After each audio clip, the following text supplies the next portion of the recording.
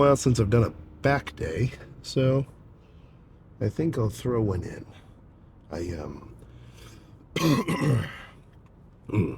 For the next little while, I'm keeping back out of the split because I'm trying to focus on bringing up my weaker body parts, being arms, legs, chest.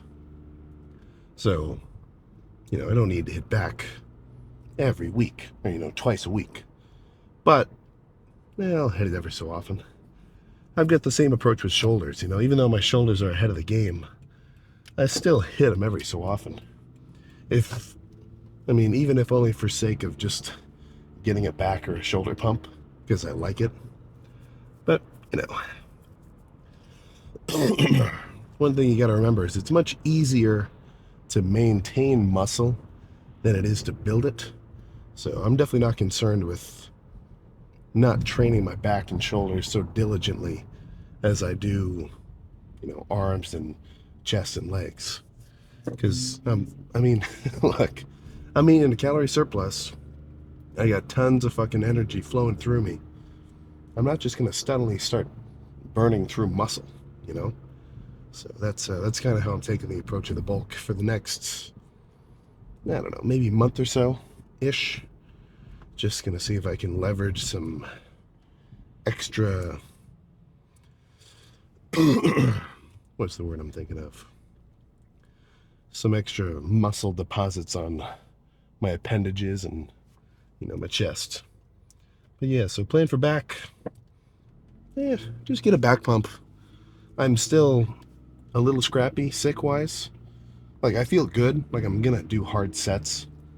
But, I know I don't have to totally kill myself on this lift. Also, because it's back. So really, maybe some lighter squeezing sets, some heavier sets. I'm still gonna go about the lift the same as usual. But one thing that's nice is this gym actually got a straight up pull down. So,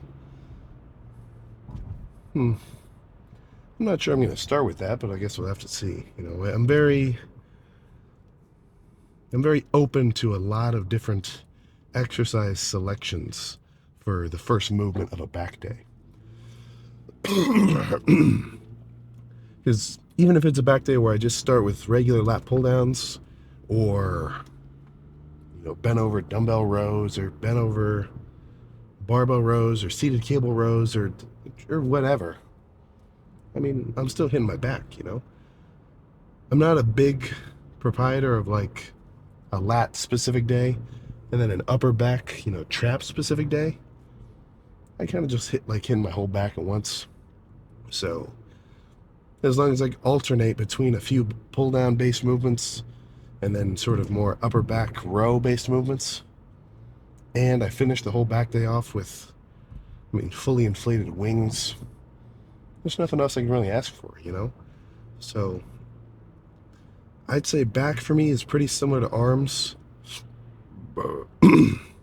because I'm not very picky with what movements I do in what order. Like something like chest, it's always pretty much after, properly warming up. It's always going to be heavy pressing, maybe a couple different kinds of pressing, and then more cable fly squeezing based work towards the end. Like, no matter what kind of pressing or cable flies I do, that's kind of the basic framework. But with something like back and arms, all I'm doing for back is rows and pull downs, pullovers too, every so often.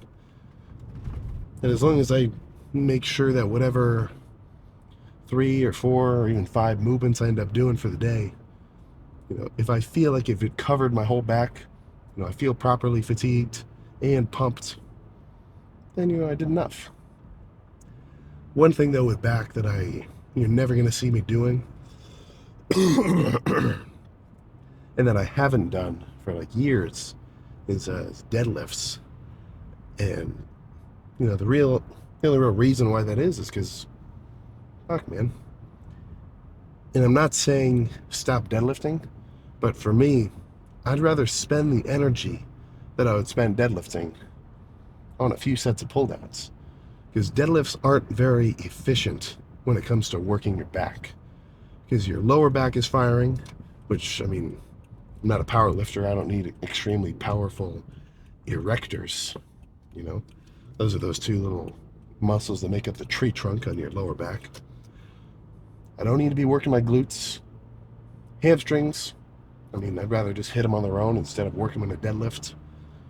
You gotta, I mean, in a bodybuilding context or in just a general, well, at least the approach that makes the most sense to me to muscle building is more, isolative work rather than just full frame loads, like power jerks or power cleans. I mean, fucking deadlifts, everything.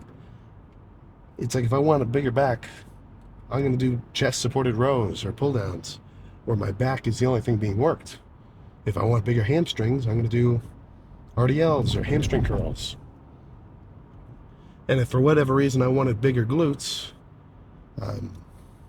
not sure why that would be for somebody like me, but I'd sit and do glute kickbacks or like use a hip thrust machine, and a lot of like training for athletics or functional fitness guys aren't really into that, which I can see why, because in their mind it's like they want to train their whole body at once, very athletic movements. I don't disagree with that, so in an athletic training context, yeah, it's probably not going to be that beneficial for you to sit here and do 10 sets of dumbbell curls and fucking 10 sets of tricep pushdowns. But it is going to make you bigger and stronger, and it feels pretty good. So, of course, I'm not an athlete at the moment. My whole deal is specific growth of specific muscles. So that's how the training is going and will continue for, indefinitely. But let's just hope it's not too packed and get started.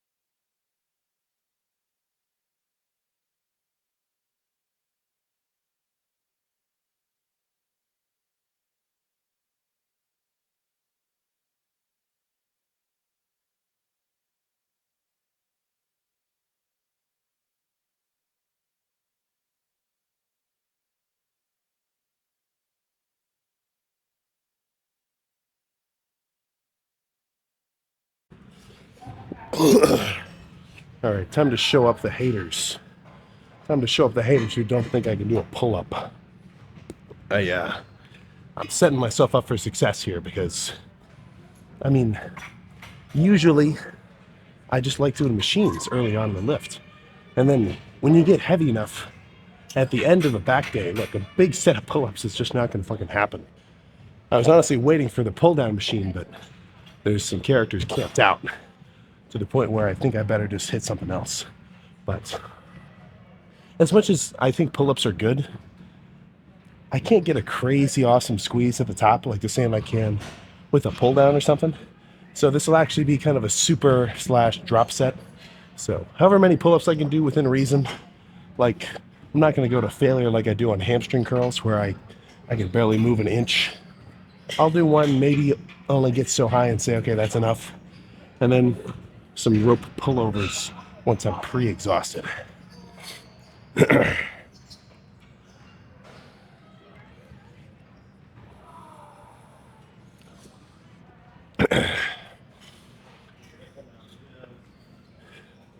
Okay.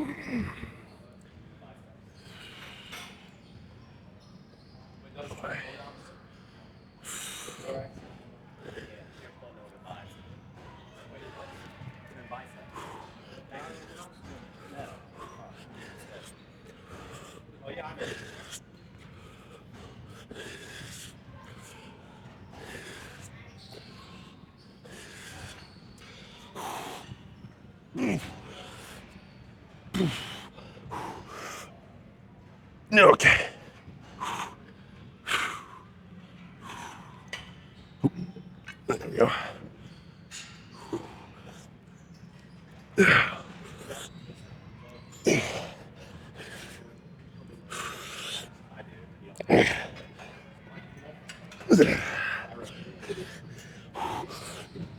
Okay.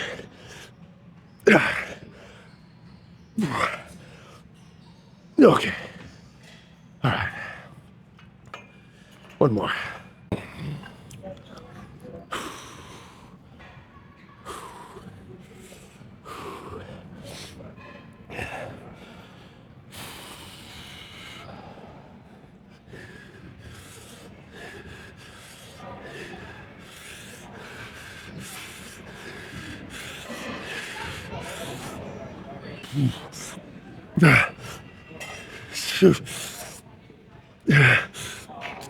Okay, fine.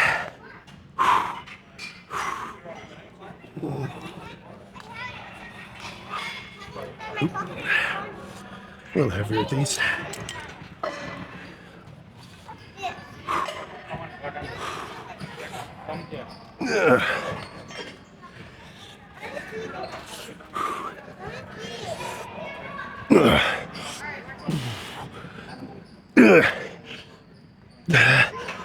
Okay. All right. No. Let's do something.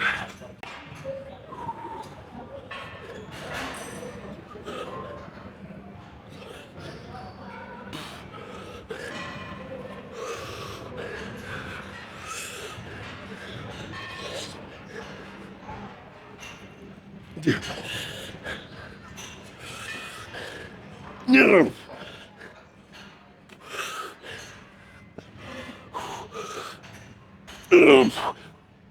Okay.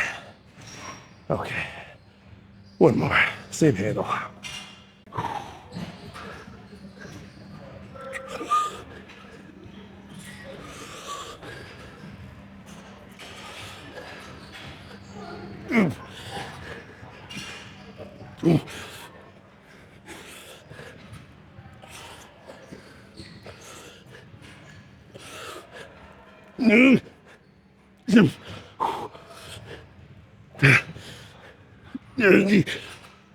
Yes.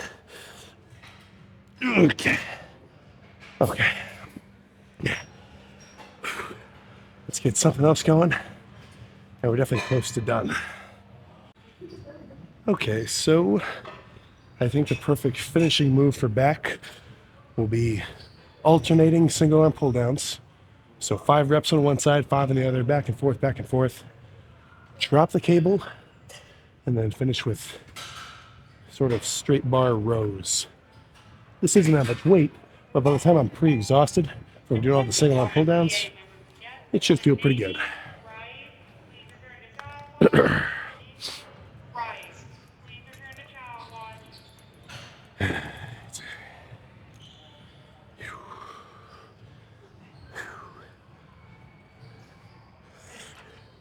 Yeah. Yeah. Yeah. Yeah, screw straps.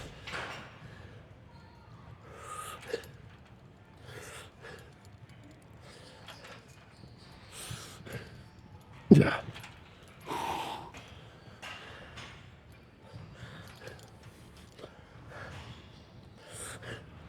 Yeah.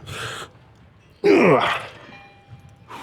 Attention YMCA members and guests, with Joanne Green, please return to Child Watch. Joanne Green, please return to Child Watch.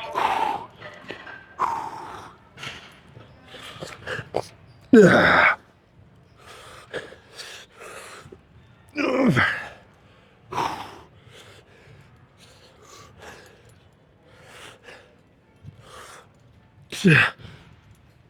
Fire. Okay.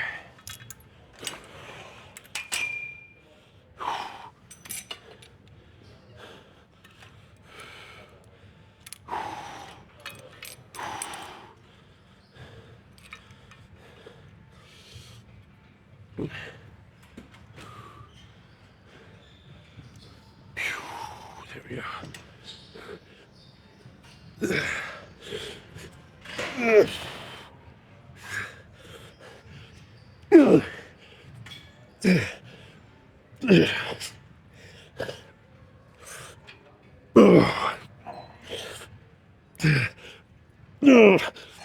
Okay.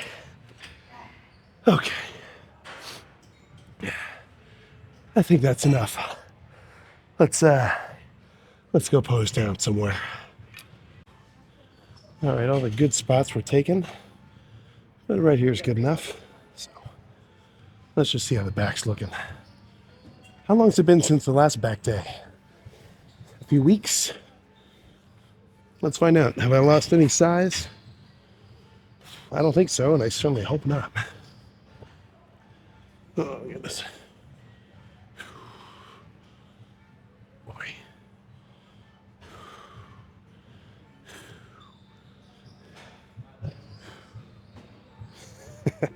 Yeah, I don't think so. Oh, my goodness.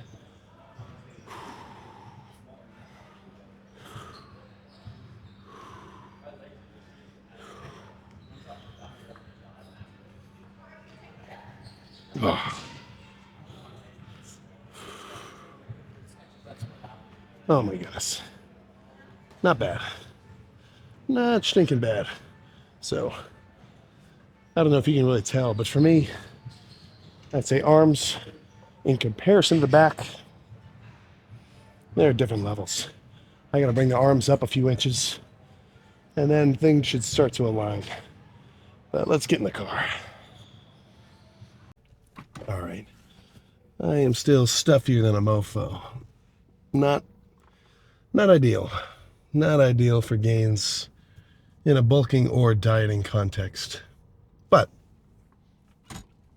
this is not an obstacle which cannot be overcome. Come on. Come on, guys. You feeling a little sniffly? Oh, I'm a little sniffly. I'm going to skip the gym today. No, I got a little bit of a cough. I feel a little... I better stay home. Now look, I mean, yes.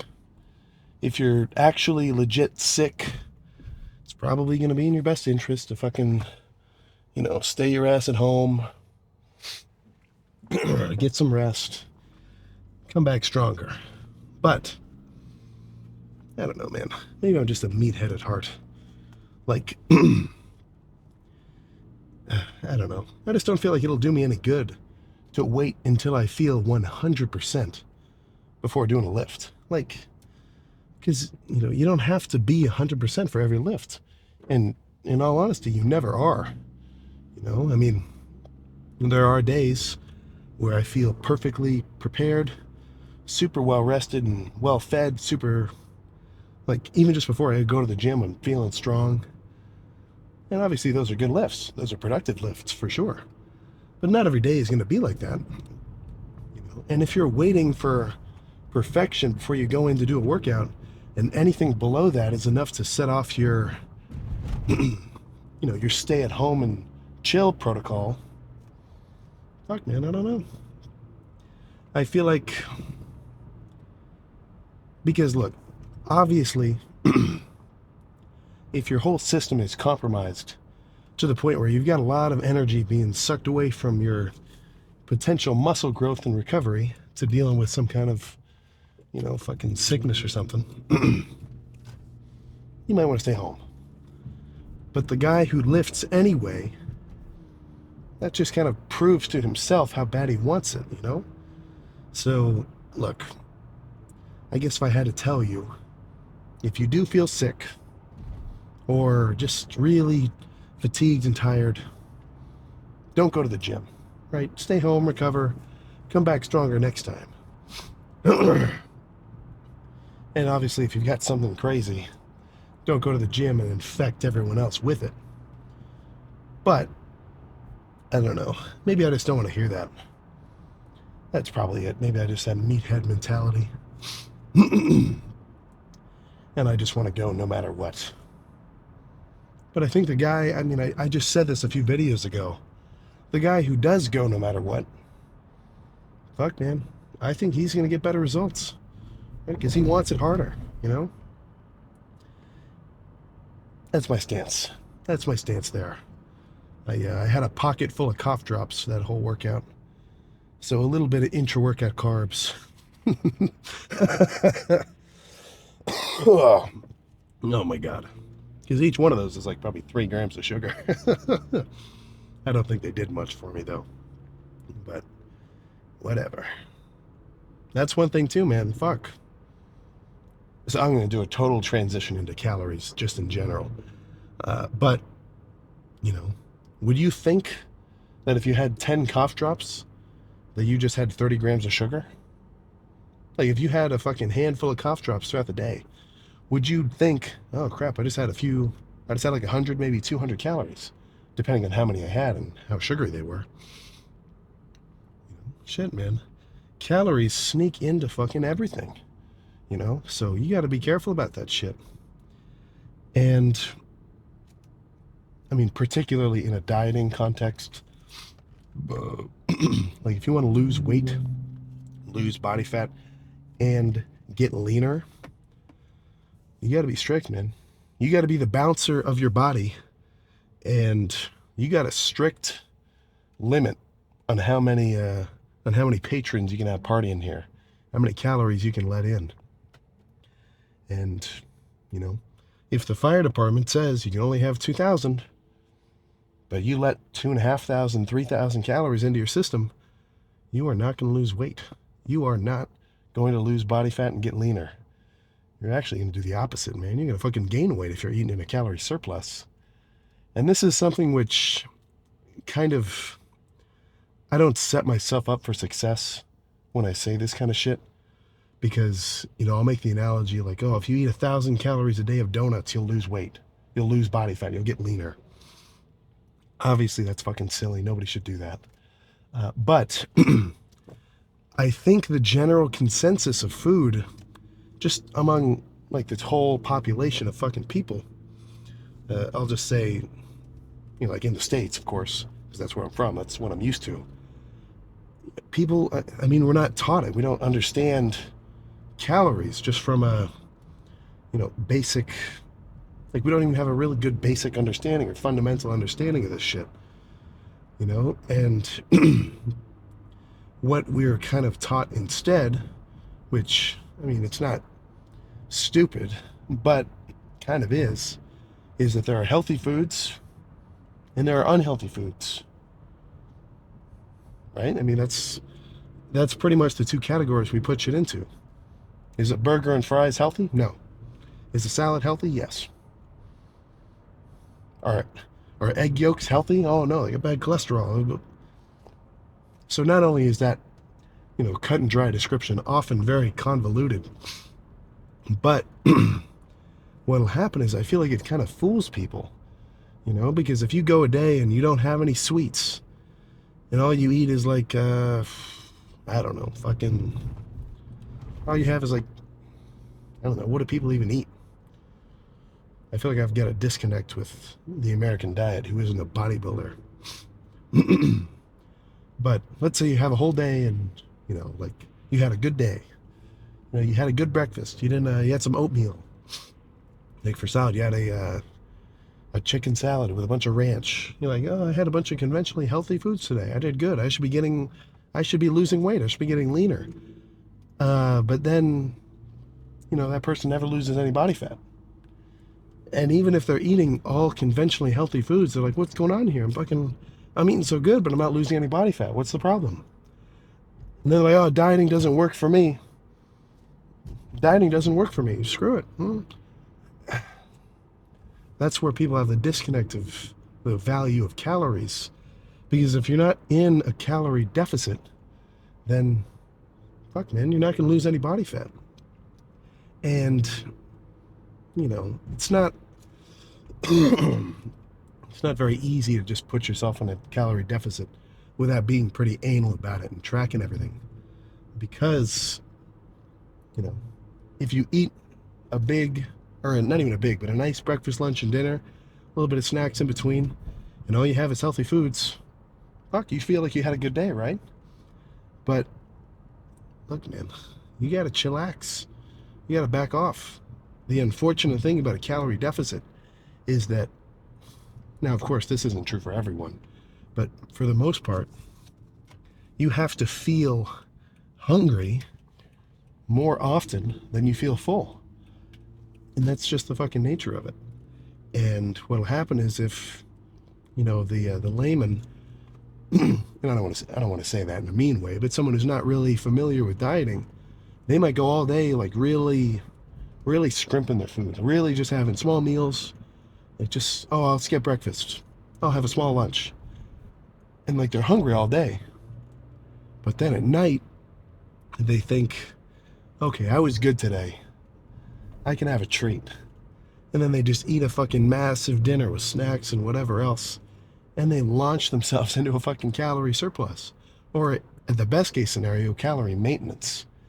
And that whole day of being hungry was completely counteracted by a fucking massive splurge of calories at the end of the day. So that's where kind of understanding your calorie intake is going to be fucking priceless, because you'll be able to know, okay, I've got to eat 2,000 calories per day, no more. So how should I split that up? All right, I can have a 500 calorie breakfast.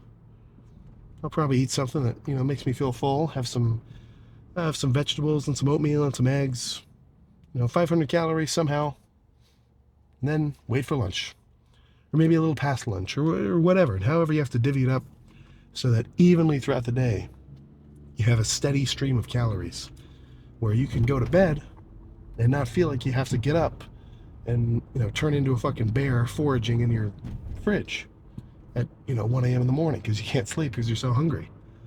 So that's it's a little bit easier for me to talk about dieting when I'm actually doing it. Just because right now I'm doing the total opposite. I'm just fucking eating all sorts of trash.